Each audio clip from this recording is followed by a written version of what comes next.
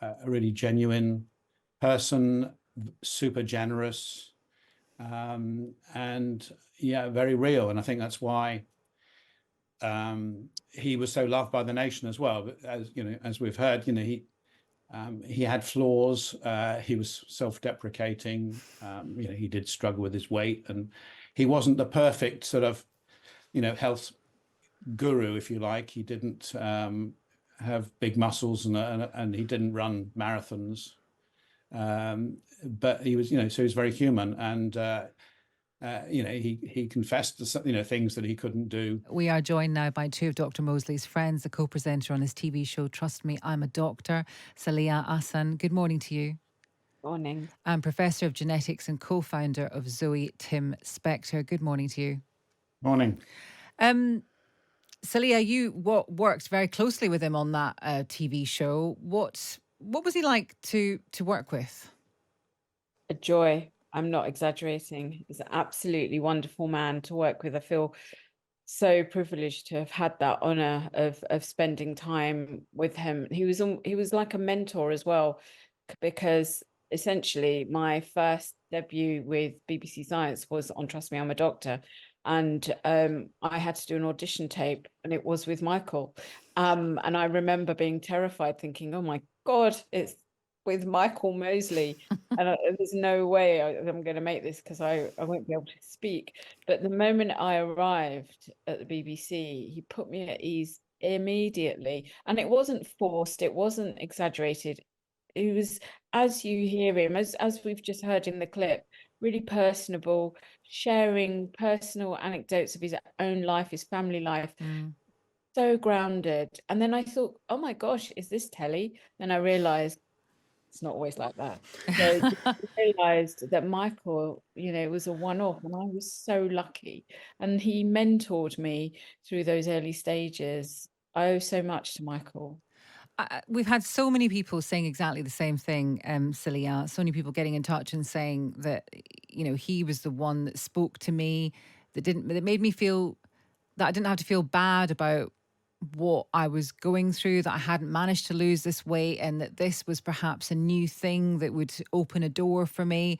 And also the kind of relatability of it all, I think, because this was someone who, reversed his diabetes and all his kind of blood markers went down. And yet he often talked about how it was still a struggle, how he still his wife had to hide the chocolate from him. And I think that, for me anyway, made me continue to trust him. Yeah, trust is the big thing, actually. And it, you strive as a doctor to gain the trust of your patients. I think Michael had the trust of the nation, really. I remember one time it was Ramadan, and I know I've told this before, but for me, it's just typical Michael. So I was making a documentary about fasting for Ramadan, actually. And obviously, if you're going to do anything about fasting, you have to get Michael on. Who else would you have? And then we spoke, we did the interview. And then when the cameras are off, he turned to me and he said, I remember it so clearly. I can remember his face and everything. So, Sal, how are you going to do it? Because it was during the summer when the days were really, really long, and we're all a bit apprehensive about super long fasts in the hot weather in London. And he just sat me down and he asked me how I was going to approach it and tackle it. And then he just said, Val, it's just ghrelin. It's just a hormone.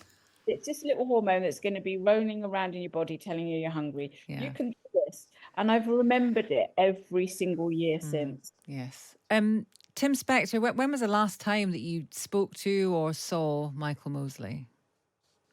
It was just over a week ago at the Hay Festival. Had dinner with him and his wife that we got to know well over the last couple of years. So it was, and discussing plans for the future, and his next book project and his tour of Australia, and all the things that he was working on at the moment. And he was, always doing 3 or 4 different things, and his brain was always active. So it was, a real shock, because this is someone who was never going to retire. He would never stop being curious, or wondering what you're doing, asking all your questions about my research, and at the same time, a really genuine person, super generous, and yeah, very real. And I think that's why he was so loved by the nation as well. But as you know, as we've heard, you know, he had flaws. He was self-deprecating. You know, he did struggle with his weight, and he wasn't the perfect sort of, you know, health guru, if you like. He didn't have big muscles, and he didn't run marathons. But he was, you know, so he was very human, and you know, he confessed to, you know, things that he couldn't do easily. So yeah, it was lovely, and they were an incredible team, him and his wife together. So I think we have to realize that, you know, a lot of the success was that amazing teamwork with his GP wife, and all the, you know, the hundreds of thousands of people with diabetes that they helped as well, that made them realize that you know, it wasn't just medicines that could help you. It really was lifestyle and changing a diet. And I think if I had one thing to say, what, you know, Michael's legacy for me was, you know, apart from our friendship and his honesty, is I think his positivity.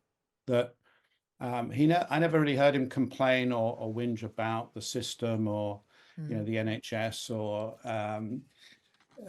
you know, other factors. He was just someone who would say, well, there's always one more thing you can do to help yourself.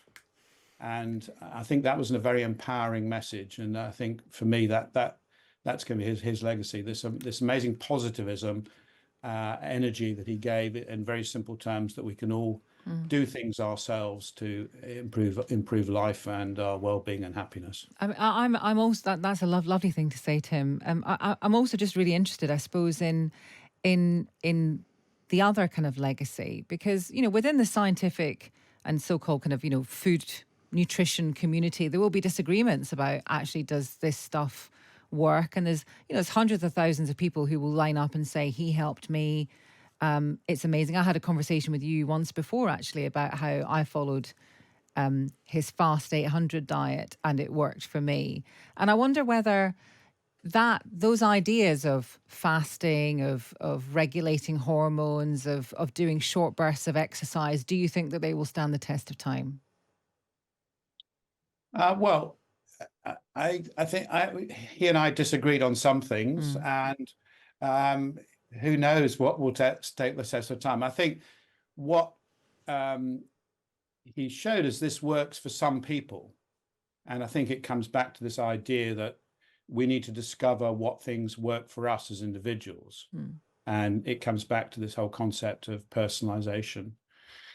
So, you know, I don't think there is one method that works for everybody, whether it's short bursts of exercise or fasting or 5-2 diets or whatever they are. But in a way, we've now got thanks to, you know, Michael, we've got a much bigger menu to choose from, and we don't have to be told what to do by outdated guidelines and things. You know, I think that's the key point here, is that whether you've got a problem with sleep or, you know, exercise or overweight or some autoimmune disease, I think there are other things you can try now without being seen as a weirdo or an outcast, or, you know, giving advice as a quack. So I think that's what he did, and he did it himself as well, and he tested on himself most of these things. Yes. And some of them worked and some of them didn't. Exactly that. Tim, thank you very much for talking to us. That is Tim Spector. We also heard from Michael Mosley, his co-presenter on his TV show Trust Me, I'm a Doctor, Saliha Hassan.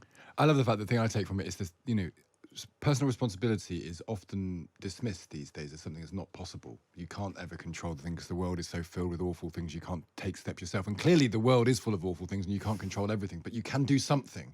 And that's the lesson I've taken from that. Jackie says, Michael Mosley, sleep is an elixir, has become a mantra for me. And I can hear him saying it now. I listened to his sleep episodes so much, it was like him talking directly to me. He helped me so much at such a difficult time. I feel the loss of a friend.